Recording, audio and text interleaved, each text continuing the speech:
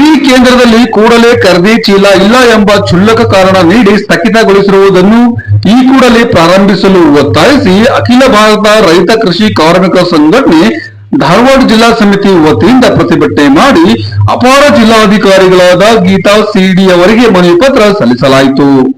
ರೈತರ ಬದುಕು ದಿನೇ ದಿನೇ ಹೀನಾಯ ಪರಿಸ್ಥಿತಿಗೆ ತಲುಪುತ್ತಿದೆ. ಬೆಳೆದ ಬೆಳೆಗೆ ಬೆಂಬಲ ಬೆಲೆ ಸಿಗದೆ ಸರ್ಕಾರದ ಆಸರೆ ಇಲ್ಲದೆ ರೈತರು ಕಂಗಾಲಾಗಿದ್ದಾರೆ.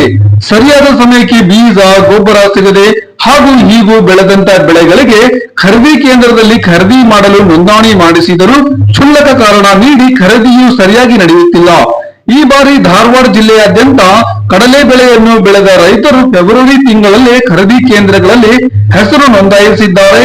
ಹೆಸರನ್ನು ನೋಂದಾಯಿಸಿ ಖರೀದಿಯನ್ನು ಮಾರ್ಚ್ ತಿಂಗಳಲ್ಲೇ ಪ್ರಾರಂಭ ಮಾಡಿದರೂ ಕಳೆದ 2 ತಿಂಗಳಲ್ಲಿ 3 ಬಾರಿ ಖರೀದಿ ಚೀಲ ಇಲ್ಲ ಎನ್ನುವ ಕುಂಟು ನೆಪ ನೀಡಿ ಸ್ಥಗಿತಗೊಳಿಸಿದ್ದಾರೆ. ಇದು ಸರ್ಕಾರ ರೈತರ ಮೇಲೆ ಇರುವ ಬೇಜವಾಬ್ದಾರಿತನವನ್ನು ತೋರಿಸುತ್ತದೆ ಎಂದು ಹೇಳಲು ನಾವು ವಿಷಾದಿಸುತ್ತೇವೆ.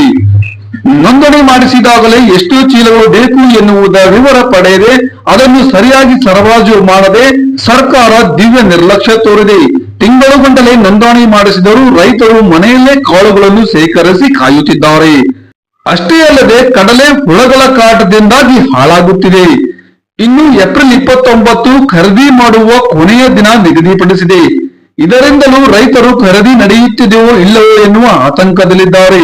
ಆದ್ದರಿಂದ ಕೂಡಲೇ ಜಿಲ್ಲಾಧಿಕಾರಿಗಳು ಮಧ್ಯಸ್ಥಿಕೆ ವಹಿಸಿ ಸಮಸ್ಯೆಯನ್ನು ಬಗೆಹರಿಸಬೇಕೆಂದು ಆಗ್ರಹಿಸಿದರು. ಈ ಸಂದರ್ಭದಲ್ಲಿ ಜಿಲ್ಲಾಧ್ಯಕ್ಷರಾದ ದೀಪಾ ಧಾರವಾಡ, ಶರಣು ಗೋನಾವರ್, ಜಿಲ್ಲಾ ಸಮಿತಿ ಸದಸ್ಯರಾದ ರಾಮಣ್ಣ ಸಾವಂತನೂರ್, ಬಸವರಾಜ್ ಹುಂಗೇಣ್ಣವರ್, ಮಂಜುನಾಥ್ ತಿಮ್ಮಾಪುರ್, ಶಂಕರಪ್ಪ ಹಾಗೂ ಇನ್ನಿತರು ಸಂದರ್ಭದಲ್ಲಿ ಉಪಸ್ಥಿತರಿದ್ದರು.